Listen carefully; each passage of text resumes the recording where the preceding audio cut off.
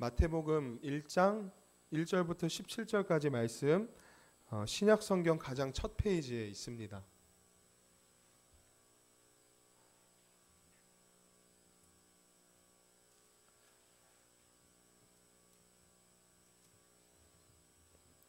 한 절씩 우리 교독하고 마지막 절 함께 읽겠습니다.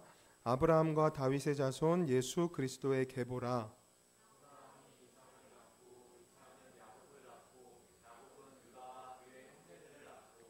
유다는 다말에게서 베레스와 세라를 낳고 베레스는 헤스론을 낳고 헤스론은 람을 낳고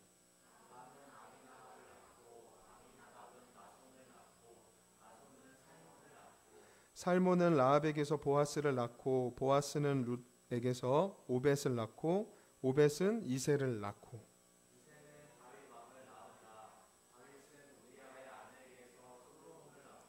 솔로몬은 르호보암을 낳고 르호보암은 아비야를 낳고 아비야는 아사를 낳고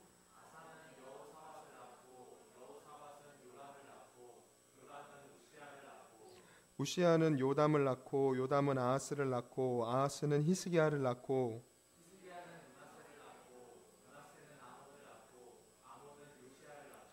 바벨론으로 사로잡혀 갈 때에 요시야는 여고냐와 그의 형제들을 낳으니라.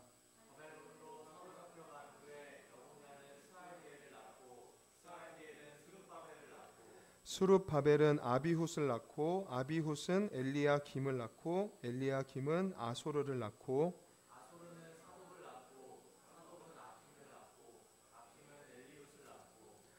엘리훗은 엘르아살을 낳고 엘르아살은 밧단을 낳고 밧단은 야곱을 낳고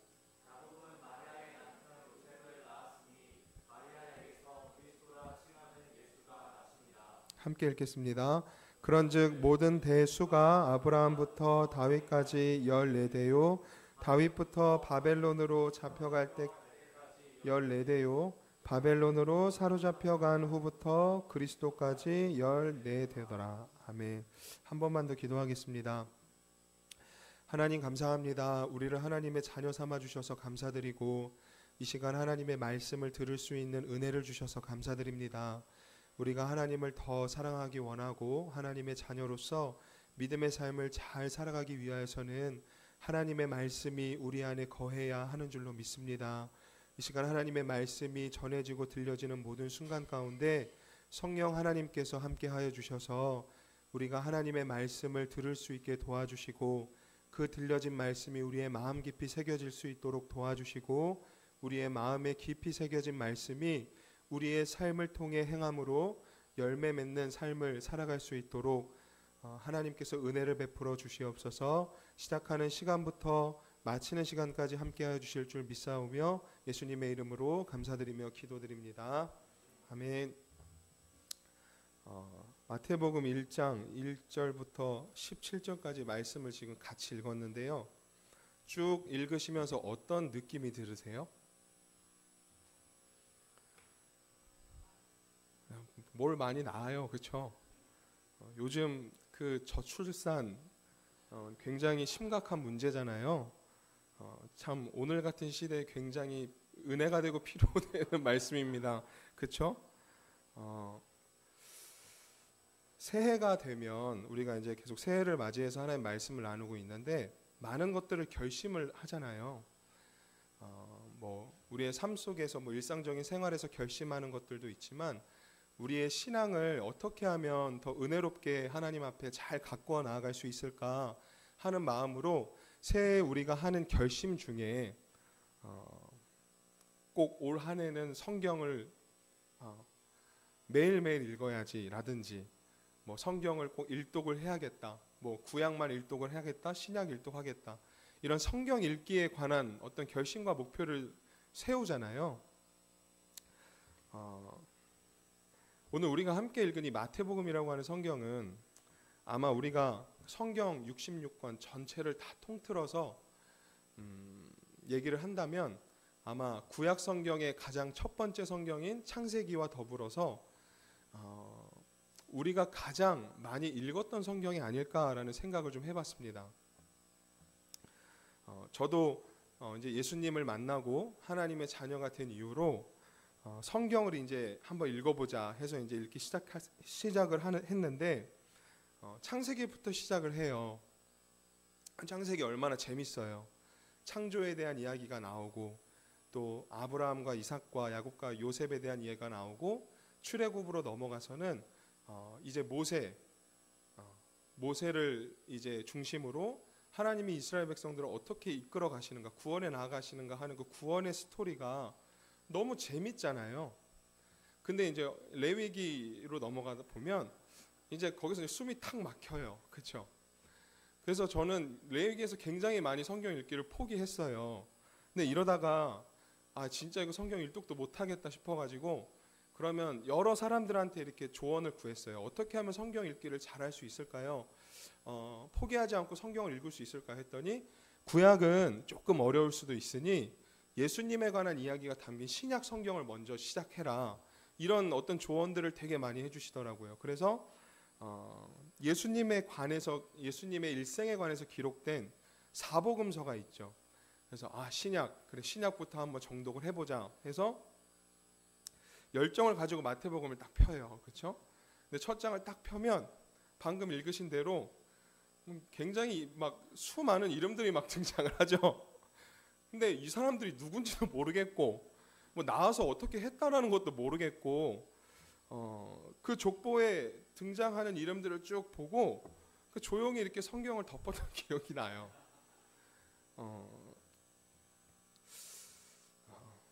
뭔가 어떠세요? 여러분들의 그 느낌은 방금 이 말씀을 읽으셨을 때 느낌이 어떠신가요? 뭐 아는 이름도 있지만 모르는 이름들 쭉 나오고 내가 또 잘 알지 못하는 사람들 이름이 또 많이 나오니까 그냥 대충 아무 생각 없이 읽을 때도 있고 그냥 이렇게 넘어갈 때도 있더라고요. 그냥 이거 어차피 족보니 다음 2장부터 읽어야지 이러고 이처럼 이 마태복음 1장은 한 사람의 족보가 적혀져 있는 말씀입니다. 잘 아시는 대로 예수님의 족보를 기록한 말씀인데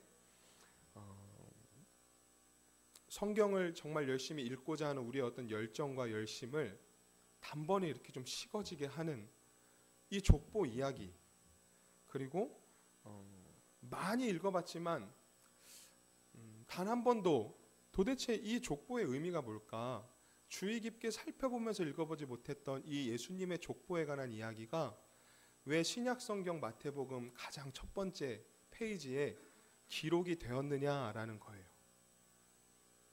분명히 뭐 아무 의미가 없진 않을 텐데, 그렇죠? 그냥 아무런 의미가 없고 중요하지도 않은 말씀을 가장 첫 페이지에 적었을 리가 없잖아요. 도대체 이 예수님의 족보가 가장 첫 번째 들어간 이유가 무엇인가를 우리가 오늘 함께 좀 나눠보려고 하는데요. 책 좋아하세요? 책 읽는 거. 네, 책 읽는 거. 책을 읽으실 때 우리가 이 책의 내용에 담겨진 진정한 어떤 메시지와 의미를 파악을 하려면, 그러니까 모든 사람이 다 똑같은 책을 읽는다고 가정할 때 나는 정말 이 진정한 이 책이 주는 어떤 교훈과 메시지를 알고 싶어. 다른 사람보다 더 깊은 어떤 그런 의미들을 내가 좀 이렇게 캐치해내고 싶어 라고 하는 마음으로 책을 읽는다면 반드시 우리가 알아야 할 몇 가지 중요한 요소들이 있어요. 그것은 무엇이냐면 저자는 과연 이 책을 기록할 때 누구를 대상으로 이 책을 썼는가를 먼저 알아야 됩니다.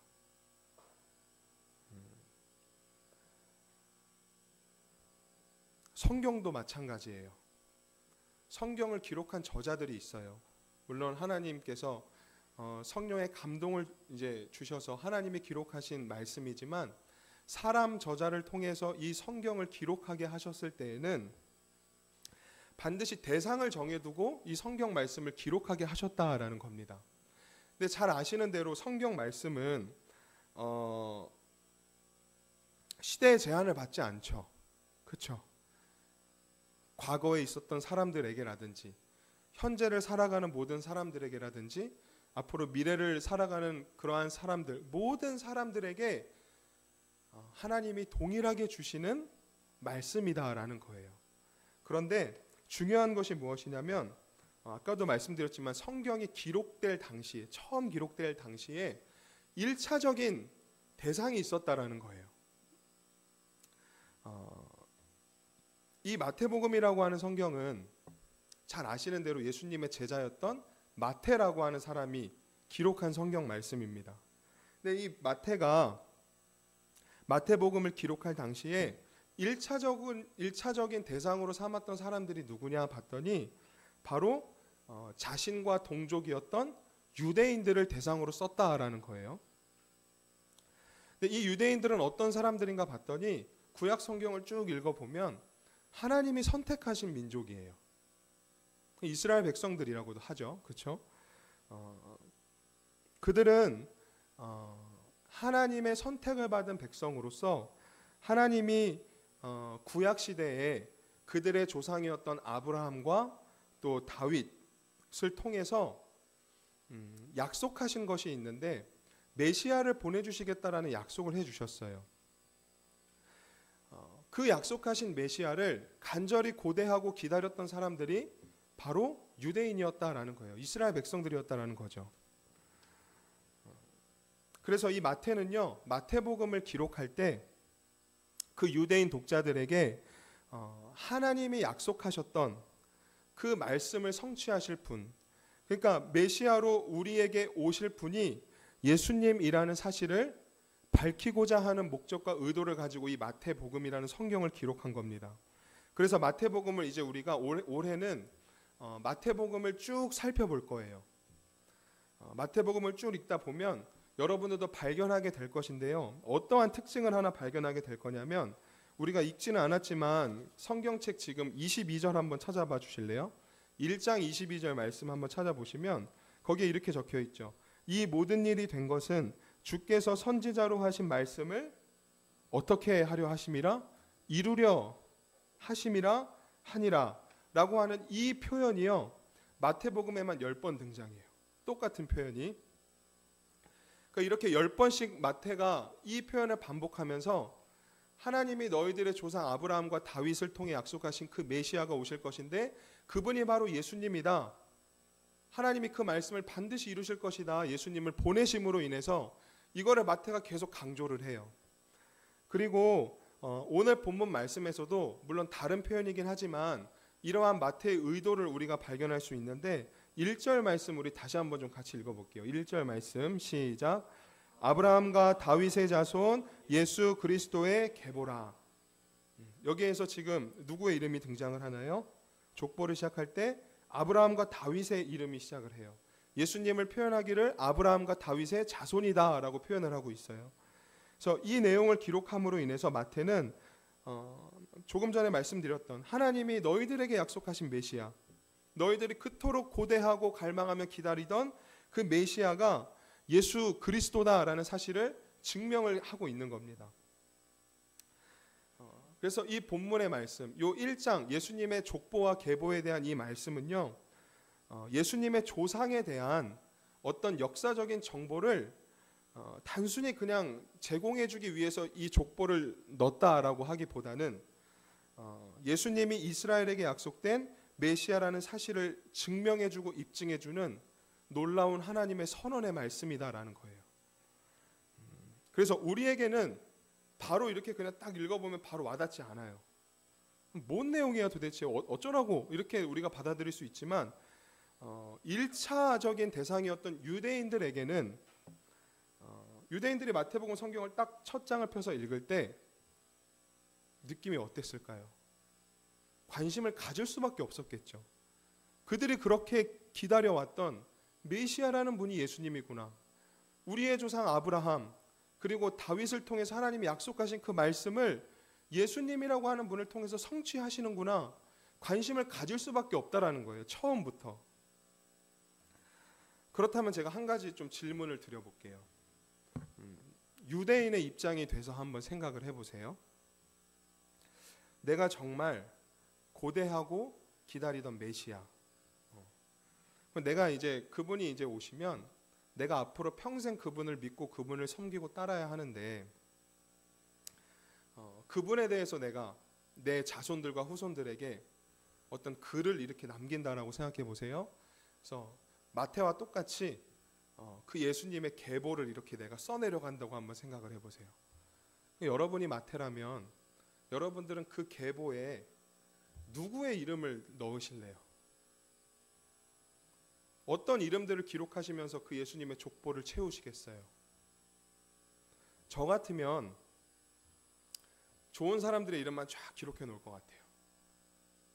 왜냐하면 나와 관련이 있는 사람이잖아요. 그러니까 내가 이 사람에 대해서 좋은 이야기를 쫙 써놓으면 결국은 사람들이 나를 어떻게 볼까요? 나도 좋은 사람으로 보는 거예요. 그렇죠? 이게 인간적인 마음이에요. 솔직한 마음이에요. 누가 봐도 존경할 만한, 누가 봐도 인정할 만한 정말 어떤 위대한 어떤 업적을 이룬 그러한 조상들의 이름만 내가 이렇게 쭉 나열할 것 같아요. 그런데 예수님의 족보에 지금 나와 있는 마태가 기록한 그 사람들의 이름을 우리가 면밀하게 살펴보면 마태가 제정신인가? 라는 생각이 들 정도로 정말 다양한 사람들의 이름을 적어놨다라는 거예요. 자기가 생각할 때 좋은 사람들의 이름만 적지 않았다라는 겁니다. 한번 그 이름들을 좀 살펴볼게요. 쭉 보시면 처음에 아브라함, 이삭, 다윗과 같이 모든 사람이 인정할 만한 그런 믿음의 사람들로 평가받는 사람들의 이름도 있어요. 그리고 두 번째로는 헤스론, 함, 나손, 아킴과 같이 평범한 그냥 무난한 사람들의 이름도 기록이 되어 있어요.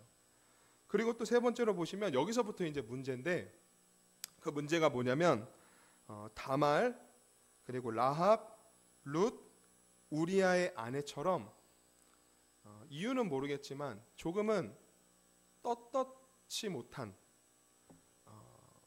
그런 사람들의 이름도 기록이 되어 있고요.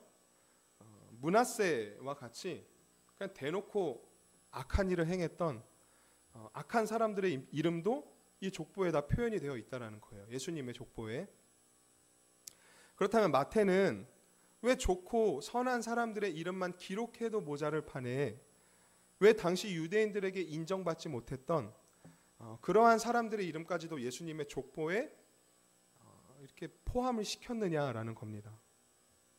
그래서 이러한 마태의 의도를 우리가 좀 파악을 하려면 앞서 소개한 사람들이 어떤 사람들인지를 좀 살펴봐야겠죠. 예수님의 족보에는 아시는 분들도 계시지만 예수님의 어머니인 마리아를 포함해서 5명의 여성의 이름이 포함이 되어 있어요. 조금 전에 제가 설명을 드릴 때 이유는 모르겠지만 조금은 떳떳하지 못한 사람들이라고 표현한 누가 있나요? 다말, 라합, 룻, 우리아의 아내가 바로 그 사람들이에요. 근데 제가 이거는 남자와 여자를 이렇게 구분해서 여성을 이렇게 비하하려는 의도로 이렇게 드리는 말씀이 아니에요. 그러니까 절대 저를 오해하시면 안 되는 거예요. 전 여자 좋아해요. 그래서 아내랑도 결혼을 했잖아요. 그렇죠? 이 말도 좀 뭔가 문제의 소지가 있네요. 네, 아내를 좋아합니다. 막 비하하는 게 아니에요.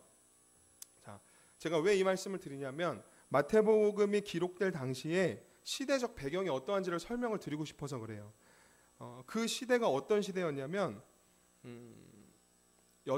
요즘처럼 요즘도 막 문제들이 있지만 요즘처럼 이렇게 여성들이 목소리를 내고 이렇게 그래도 어느 정도 힘을 갖고 이렇게 사회생활을 할 수 있는 그런 시대가 아니었다라는 겁니다. 당시 그 유대 사회는 여성이 그렇게 환영받지 못했던 시대예요. 그래서 이렇게 예를 들어서 오늘 지금 이 자리에 몇 명이 있는지 한번 사람 수를 세보겠습니다 할 때 여성분들은 그 수도 세지 않았다 그래요. 남자의 수만 이렇게 셌다 그래요. 그런 시대였는데 한 사람 왕의 족보에 여자의 이름이 포함이 된다? 유대인들이 봤을 때 문제가 될 수 있는 소지인 거죠. 굉장히 큰 문제가 될 수 있는 그런 내용인 겁니다. 상상할 수 없는 거죠. 이처럼 족보에 여성의 이름이 들어갔다라는 것도 유대인들에게는 어떤 논란거리가 되는 문제인데, 더 큰 문제는 뭐냐면요, 이 여성들이 유대인이 아닌 이방인이었다라는 사실이에요. 다말이라고 하는 사람은 가나안 출신, 그리고 라합이라고 하는 사람은 여리고 출신이고요. 룻이라고 하는 사람은 모압 출신이에요. 그리고 우리아의 아내라고 불리는 사람은 헷 사람이에요. 근데 이 사람이 헷 출신이었다라는 얘기도 있고, 이 사람의 남편이 헷 출신이다, 그래서 그 헷 출신 남편의 아내다라는 얘기도 있는데, 어찌됐건 이 사람들은 이방인이었다라는 거고요. 특히 이 우리아의 아내로 지금 표현이 된 사람은 잘 아시는 대로 원래 이름이 있잖아요, 성경에. 밧세바라고 하는 이름을 가진 사람인데, 지금 마태는 그 이름을 적지 않고 우리아의 아내라고만 표시를 해놨습니다. 왜 그랬냐면 그녀가 이방인이었다라는 사실을 더 분명히 하려는 어떤 의도를 가지고 우리아의 아내로 그냥 이렇게 표현을 한 거예요. 이처럼 혈통과 가문을 굉장히 중요하게 생각했던 이 유대인들에게 이방 사람, 그 중에서도 여인들의 이름이 예수님 족보에 포함되었다. 그들이 정말 간절히 고대하고 기다리던 메시아라고 하는 분의 족보에 포함이 되었다. 이건 정말 큰 문제였다라는 거예요. 그런데 여기에서 한 가지 더 큰 문제가 있어요. 어떤 문제가 있냐면, 이 이방인이면서도 여성이었던 이 사람들은요, 모두 비정상적인 결혼 생활을 했던 사람들이었다라는 거예요. 그러니까 유대인들이 지켰던 율법에 의하면 돌에 맞아 죽어도 누가 뭐라 하지 않을 만큼 그런 어떤 죄인 취급받던 사람이었다라는 건데, 다말이라고 하는 사람은 자식이 없는 상태에서 남편이 죽었습니다. 그래서 자식을 갖기 위해서 누구하고 잠자리를 갔나요? 시아버지하고 잠자리를 가져요. 그리고 라합이라고 하는 사람은 몸을 파는 일을 했던 사람이었어요. 그리고 룻이라고 하는 사람은 재혼을 했던 사람입니다. 그리고 우리아의 아내는 잘 아시는 대로 이스라엘 백성들, 유대인들이 가장 위대하다고 평가하던 왕이 있죠. 누군가요? 다윗이요. 그들의 조상 중에서 가장 내세울 수 있는 사람. 이 다윗 왕과 어떤 죄를 지었어요? 간음하는 죄를 지었잖아요. 그것도 모자라서 그 사실을 은폐하기 위해서 자신의 남편도 목숨을 잃게 되는 그런 결과를 얻었던 그런 사람이었다라는 거예요. 그러니까 당시 유대인들의 입장에서 보면 어떻게 해서라도 숨기고 싶은 그런 부끄러운 조상들의 모습이자 과거였다라는 건데, 그런데 마태는 이 사실을 숨기기보다 의도를 가지고 이 사람들의 이름을 오히려 이렇게 뽑아내서 족보에다가 기록을 하고 있다라는 거예요. 그럼 마태의 의도가 무엇이냐라는 거예요. 왜 마태는 유대인들이 봤을 때 왜 이런 정신 나간 지금 행동을 하고 있는 건가? 이 마태의 의도가 뭔지 파악하려면 마지막으로 마태가 어떤 사람인지 살펴보면 돼요. 마태는 제가 앞서 소개해드렸죠. 예수님의 제자 중에 한 사람이었고 유대인이었습니다. 그런데 이 사람의 직업이 뭐였냐면, 예수님을 만나기 전에 마태라고 하는 사람은 세리였어요. 세리.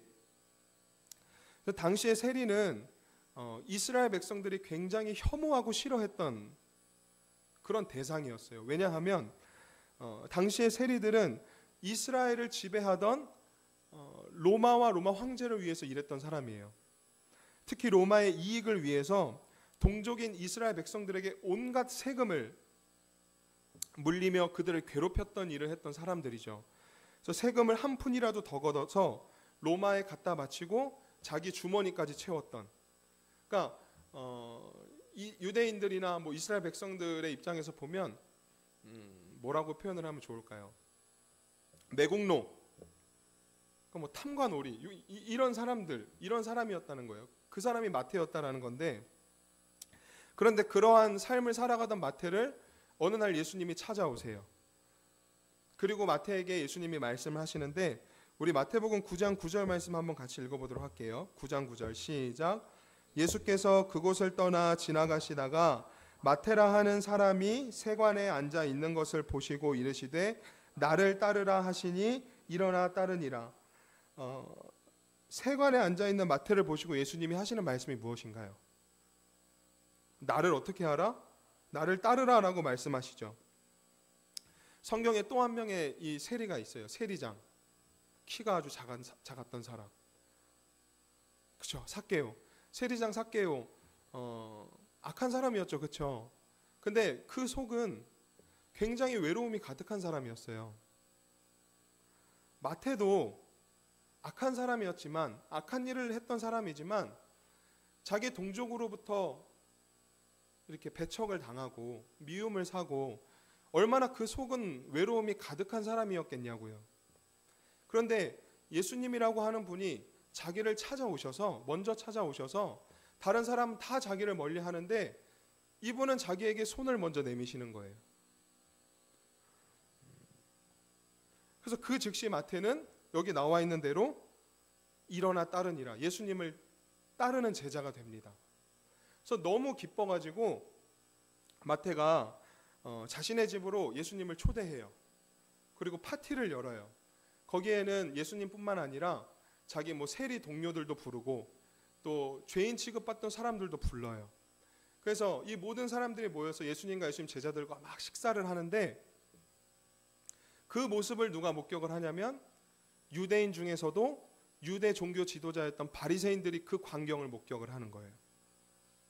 그래서 막 이게 화가 막 나가지고 예수님의 제자들에게 딱 가서 화를 내면서 이제 질문을 하기를, 도대체 너희들의 선생이라 하는 이 예수라고 하는 사람은 왜 죄인들과 세리들과 함께 지금 겸상을 하고 있느냐. 왜냐하면 당시에 이 유대 종교 지도자의 바리새인들은요, 죄인을 동물 취급했어요. 사람 취급도 안 했던 자들이에요. 근데 어떻게 이 사람이 지금 죄인들과 세리들과 한 식탁에서 밥을 먹으면서 저렇게 즐거이 시간을 보내고 있느냐 막 따지고 물었어요. 그때 예수님이 가만히 듣고 계시다가 그 바리새인들을 향해서 하신 말씀이 있습니다. 12절 13절 말씀 한번 같이 읽어볼게요. 시작. 예수께서 들으시고 이르시되 건강한 자에게는 의사가 쓸데없고 병든 자에게라야 쓸데있느니라. 너희는 가서 내가 긍휼을 원하고 제사를 원하지 아니하노라 하신 뜻이 무엇인지 배우라. 나는 의인을 부르러 온 것이 아니요 죄인을 부르러 왔노라 하시니라. 예수님이 뭐라고 말씀하시나요? 나는 의로운 사람을 부르러 온 것이 아니라 죄인을 부르러 이곳에 온 것이다 라고 말씀하시죠. 바리새인들이 이 말씀을 듣고 더 막 화를 내면서 격한 반응을 보여요. 왜냐하면 그들은 아까 말씀드린 대로 자신들이 의로운 사람이라고 생각했기 때문에 그래요. 그런데 마태는 물론 자신이 세리라는 직업을 가지고 동족들을 괴롭게 하는 어떤 그런 악한 행동을 했지만 마음 한구석에는 자신이 죄인인 걸 알았어요. 그래서 죄책감을 가지고 살았다고요. 그러니까 자신이 죄인이라는 사실을 인지하고 있었다라는 건데, 그래서 예수님이 나는 의인을 부르러 온 것이 아니라 죄인을 부르러 왔다 말씀하셨을 때 그 말씀을 듣고 마태는 깨달은 거예요. 우리가 고대하고 기다리던 메시아라고 하는 분은 유대인들만을 위한 메시아가 아니라 죄인들, 연약한 사람들, 소외당한 사람들, 그러한 모든 사람들의 친구가 되시기 위해서 이 땅에 오신 분이구나. 그래서 그분이 나를 찾아오신 거구나. 나를 만나주신 거구나. 나를 제자로 삼아주신 거구나. 마태는 그때 깨달은 거예요. 예수님이 진정으로 어떤 분이신지 그는 그때 깨달았다는 거예요. 그러면 다시 오늘 본문으로 돌아가서 마태가 예수님의 족보를 기록할 때 당시 유대인들이 죄인 취급하던 그러한 사람들의 이름을 왜 의도적으로 더 기록하려고 했는지, 포함했는지 그 이유가 좀 짐작이 가세요? 마태의 미션은 마태복음이라는 성경을 통해서 예수님이 어떤 분이신지를 소개하는 겁니다. 아까 말씀드린 대로 이스라엘이 고대하고 기다렸던 메시아, 그분이 바로 예수님이다라는 사실을 마태복음을 통해서 그는 소개해야 할 임무를 가진 사람인데,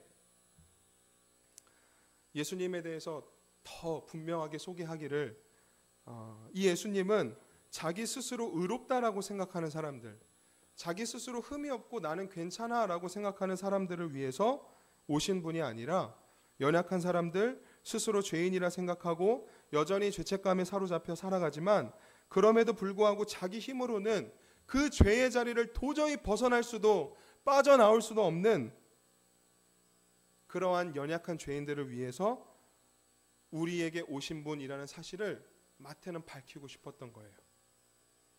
그래서 그 여인들의 이름, 악한 사람들의 이름까지도 예수님의 족보에 다 기록을 의도적으로 했다라는 거예요. 그럼 이 프레임을 가지고 본문 말씀을 다시 한번 쭉 읽어보세요. 아까 제가 설명드릴 때 누구나 인정하던 사람도 있었습니다라고 말씀드렸지만, 사실 예수님의 족보에 기록되어 있는 모든 사람들,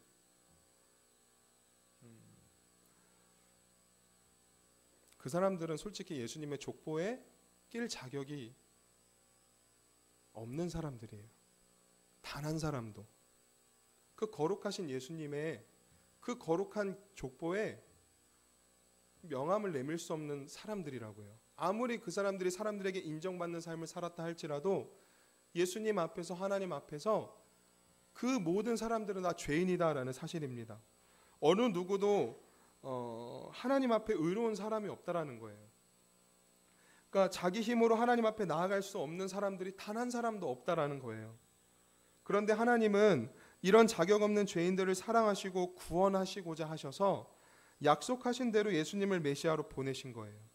예수님은 죄인을 위해서 이 땅에 오신 분이다라는 겁니다.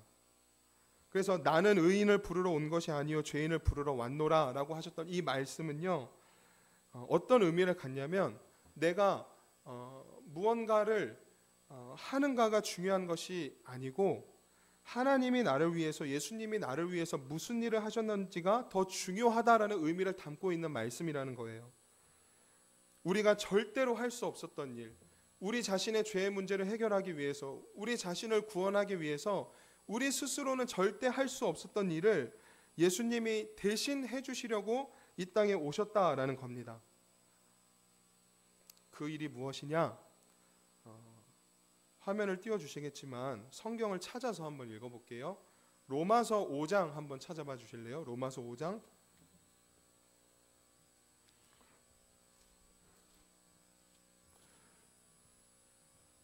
우리가 스스로 할 수 없는 일을 예수님이 대신 해주시기 위해서 오셨는데, 그럼 우리를 위해 대신, 나를 위해서 대신 예수님이 십자가에서 이루신 일이 무엇인가? 사도 바울이 기록을 해놨어요. 5장 6절부터 한번 같이 읽어볼게요. 한 절씩 좀 교독을 해보겠습니다. 10절까지예요. 우리가 아직 연약할 때의 기약대로 그리스도께서 경건하지 않은 자를 위하여 죽으셨도다.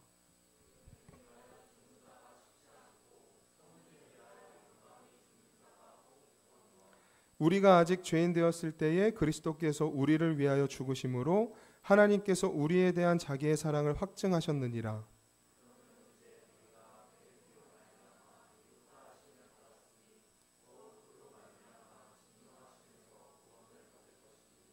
(10절) (11절) 한번 같이 읽어볼게요. 시작. 곧 우리가 원수 되었을 때에 그의 아들의 죽으심으로 말미암아 하나님과 화목하게 되었은즉 화목하게 된 자로서는 더욱 그의 살아나심으로 말미암아 구원을 받을 것이니라. 그뿐 아니라 이제 우리로 화목하게 하신 우리 주 예수 그리스도로 말미암아 하나님 안에서 또한 즐거워하느니라. 하나님이 저와 여러분들을 위해서, 예수님이 저와 여러분들을 위해서 십자가에서 대신 이루신 일이 무엇인가요? 제가 한번 1분의 시간을 드려보겠습니다. 여러분들에게 이 말씀을 근거로 하여서 하나님이 나를 위해 어떤 일을 하셨는지, 예수님이 나를 위해 어떤 일을 하셨는지 그 주보 안에 들어있는 그 소그룹 모임 종이 2번에다가 한번 기록해 보십시오. 하나님이 나를 위해 하신 일이 무엇인가? 예수님이 나를 위해 하신 일이 무엇인가?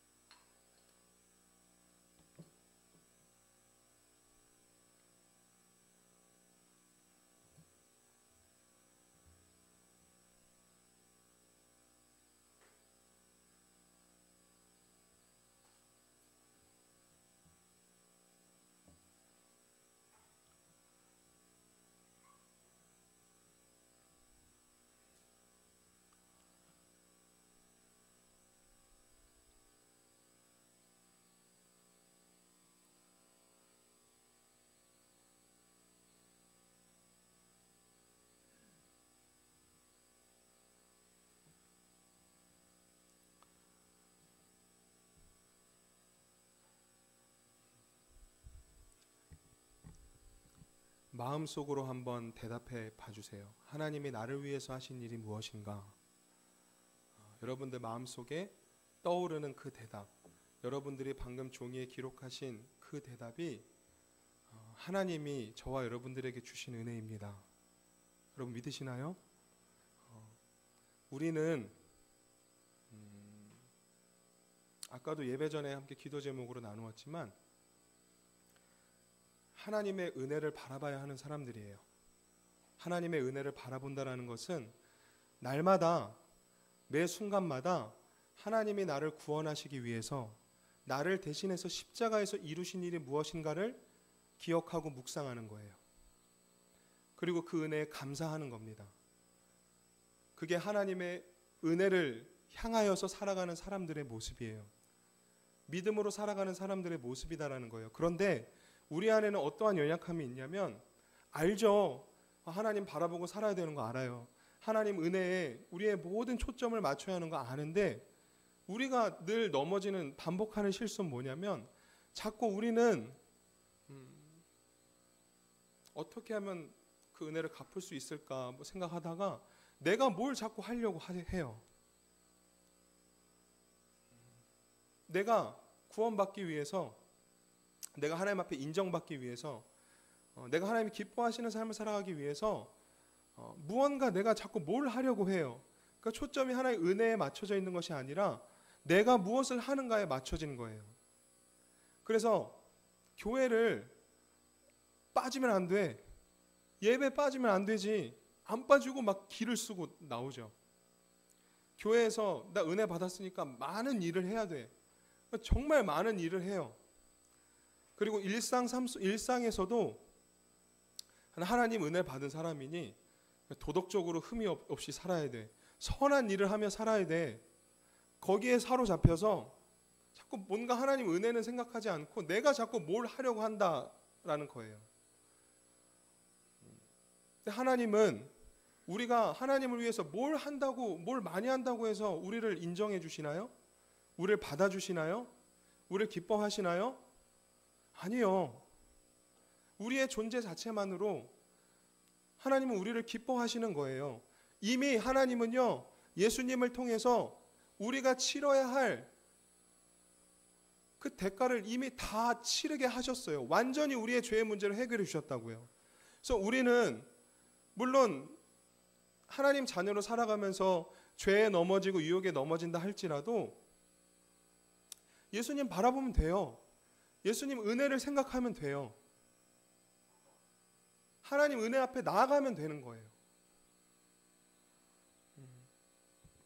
우리가 자꾸 이 하나님 은혜를 바라보지 못하고 나의 초점이 맞춰지면 내가 자꾸 뭘 많이 하려고 하고 하나님을 위해서 뭘 자꾸 하려고 하면 이것이 쌓이고 쌓이다 보면요, 처음에는 문제가 안 될 수도 있는데 쌓이고 쌓이면 이게 교만해져요. 그래서 어떤 모습이 나타나냐면 나는 왜 이렇게 다른 지체들의 모습을 보면서 쟤는 왜 예배도 빠져? 그러면서 뭐 하나님 믿는다고 말해. 쟤는 뭐 봉사도 안 하고 사역도 안 하면서 뭘 교회 와서 예배를 드려? 야, 너 뭐 다른 거 잘할 생각 하지 말고 예배나 똑바로 드려. 다른 사람 정죄하고 상처 주는 데까지 이게 더 이렇게 나아간다라는 거예요. 잊지 말고 기억하세요. 우리가 예배를 드리는 거, 사역을 하고 봉사를 하는 거, 일상생활에서도 우리가 흠이 없는 모습으로 살아가려고 애쓰는 거, 이 모든 것은요, 우리가 하나님으로부터 은혜를 받았기 때문에 예배를 드리고 사역을 하고 흠이 없는 모습으로 살아가려 하는 거지, 나를 드러내려고, 내가 더 나은 사람이 되려고 그런 거를 하는 게 아니다라는 것을 잊지 않고 기억해 주시기를 좀 부탁을 드립니다. 그래야 하나님이 기뻐하시는 거예요. 그러한 사람의 모습이 그래야 다른 사람들에게도 은혜가 되는 거예요. 그래서 절대로 나에게 초점을 맞춰서 다른 사람 평가하지 마시고 판단하지 마시고 정죄하지 마세요. 예수님은 죄인을 위해서 오신 분이에요. 의로운 사람을 위해서 오신 분이 아니라고요. 그러니까 우리가 그 예수님을 믿는다면 우리도 죄인을 바라볼 때, 죄인을 대할 때 예수님의 마음으로 대해야죠. 내가 아무리 의롭다 여겨진다 할지라도 다른 사람을 평가하면 안 되는 거예요. 우리의 모든 삶은 하나님이 나를 위해 행하신 일, 하나님이 나에게 베푸신 은혜에 초점을 맞추어야 한다는 사실을 늘 잊지 말고 기억하며 살아가시는 저와 우리 모든 식구분들 되시기를 부탁드립니다. 말씀을 정리를 하겠습니다. 예수님은 죄인을 위해서 오신 분입니다. 연약한 자들을 위해서 오신 분들이에요. 스스로를 구원할 수 없는, 자신의 죄의 문제를 해결할 수 없는 죄인인 우리를 위해서 친히 이 땅에 오셨어요. 그래서 다시금 우리가 용서를 받고 하나님 앞에 나아갈 수 있는 그 길을 열어주신 분이 예수님이다라는 거예요. 사람의 어떠함이 아니라, 자신의 노력이 아니라 오직 예수님을 바라보는 믿음, 그 예수님의 은혜를 기억하는 믿음, 그 믿음만 가지면 누구든지 구원을 받을 수 있고 하나님 앞에 나아갈 수 있게 되는 겁니다. 하늘나라, 천국이 왜 우리에게 소망이 되는지 아세요? 여러분들 천국이 우리의 소망입니다라고 고백하시죠. 왜 하늘나라와 천국이 우리의 소망일까요? 왜 천국이, 하늘나라가, 하나님의 나라가 왜 우리에게 소망이 될 수밖에 없냐고요. 제가 이제 하남 스타필드가 저희 집에서 차로 한 20분 걸려요. 그래서 아내랑 이제 쉬는 날에 종종 이제 구경을 좀 가는데, 가신 분들은 아시겠지만 하남 스타필드 가면 3층이 다 이렇게 명품 샵이 이렇게 있어요. 3층은 다 명품만 있더라고요. 명품 좋아하세요? 저는 좋아해요. 좋아요. 좋아하기만 해요. 네, 아내는 이제 하는 일이 MD 이제기 때문에 그러니까 이렇게 그 시즌별로 이제 어떠한 이제 상품들이 나오는지를 이제 봐야 돼요. 그러니까 정보를 이제 얻어야 돼서 거기 이제 지나가면은 이제 종종 저 들어가서 구경 좀 하자 막 그래요. 근데 저는 그럴 때마다 마음이 되게 불편해요. 명품을 좋아해요. 좋아하는데 마음이 왜 불편할까요? 왜 거기에 들어가고 싶지 않을까요? 돈이 없으니까요. 들어가서 굳이 물건 안 사도 되는데 왠지 막 나는 스스로 내가 자격이 없다라고 생각을 하나 봐요. 돈도 없고 뭐 들어가면 또 괜히 막 아내한테 미안해지고 그래서 일부러 더 가려고 하나 그런 생각도 한 적은 있는데 그러니까 제가 자격이 없다라고 생각이 드니까 거기에 들어가는 게 굉장히 마음이 불편해지더라고요. 그리고 되게 이렇게 스태프들이 눈치 주잖아요. 가서 보고만 있으면 왜 들어왔냐 이런 식으로 사지도 않을 거면서. 그래서 제가 말씀드렸죠. 저 자존감이 굉장히 높은 사람인데도 불구하고 굉장히 거기 딱 들어가면 움츠려드는 거예요. 작아지는 거예요. 근데 우리가 살아가는 세상의 모습이 그러하지 않아요? 뭔가 하나라도 더 자격을 갖추지 않으면, 뭔가 하나라도 내가 다른 사람보다, 다른 경쟁자보다 뭔가를 더 이렇게 좋은 어떤 것을 갖추지 않으면 작아지죠. 움츠러들죠. 소외감 느끼죠. 무언가 갖추지 않으면 굉장히 많은 억울함을 당하잖아요. 맨날 불안에 쫓겨 살고, 우리가 사는 세상의 모습은 이러하지만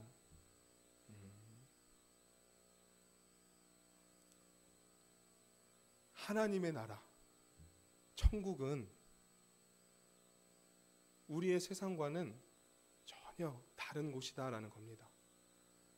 하늘나라 천국은요, 모든 사람들에게 그 문이 열려져 있는 곳이에요. 하늘나라 천국은 누구든지 들어갈 수 있는 자격을 갖출 수 있는 곳이다라는 거예요. 죄인을 부르러 이 땅에 오신 예수님을 믿기만 하면, 그 예수님을 보내신 하나님이 나를 위해서 하신 일을 내가 믿음으로 고백하기만 하면 하나님 나라 천국은 누구나 누릴 수 있는 곳입니다. 누구에게나 동등한 곳이고요. 누구나 평안함을 가지고 기쁨을 가지고 살아갈 수 있는 곳이에요. 그렇기 때문에 하늘나라 천국이 우리에게 소망이 된다라고 고백할 수 있는 거예요. 마태는 당시에 자신의 의를 자랑하며 연약한 사람들을 정죄하고 선택하지 못한 이방인들은 구원을 받을 수 없다라고 믿었던 유대인들에게 이 이야기를 들려주고 싶었던 거예요. 그래서 예수님의 족보를 기록한 겁니다. 연약한 사람들의 이름을 굳이 넣어가면서 진정한 메시아 예수 그리스도의 족보를 가장 첫 번째 페이지에 장식해 놓은 것입니다. 그래서 그 예수님의 족보는 우리가 정말 깊이 묵상을 해보면 죄인을 사랑하시는 하나님, 나를 구원하시기 원하시는 하나님, 그 하나님의 정말 절절한 사랑이 정말 깊이 스며들어 있는 하나님의 말씀이다라는 사실을 기억해 주시기를 부탁드립니다. 오늘 마태복음 1장 예수님의 족보에 담겨진 이 놀라운 의미를 기억하시고 날마다 예수님을 기억하며 그 예수님이 나를 위해 행하신 그 일들을 묵상하며 하나님의 은혜에 내 모든 삶의 초점을 맞추시고 믿음의 삶을 살아가시는 저와 우리 모든 식구분들 되시기를 바랍니다. 오늘 말씀에서 마태를 찾아오셔서, 죄인 마태를 찾아오셔서 나를 따르라 말씀하신 그 예수님은 오늘 이 예수님의 족보의 말씀을 통해서 저와 여러분들에게 동일하게 요청하고 계세요. 나를 따라오라. 죄인이라도 괜찮다. 죄인이면 더 괜찮다. 연약하면 더 괜찮아. 나를 따라와. 그 예수님의 말씀 앞에 아멘, 예수님, 제가 따라가겠습니다. 예수님을 날마다 뒤따라가며 하늘나라 천국의 기쁨을 날마다 맛보며 그렇게 주님의 제자로서 살아가겠습니다라고 다시 한번 이 자리를 통해 고백하시고 결단하시는 귀한 은혜가 저와 여러분들에게 있으시기를 주님의 이름으로 간절히 축복하며 기도합니다. 아멘. 우리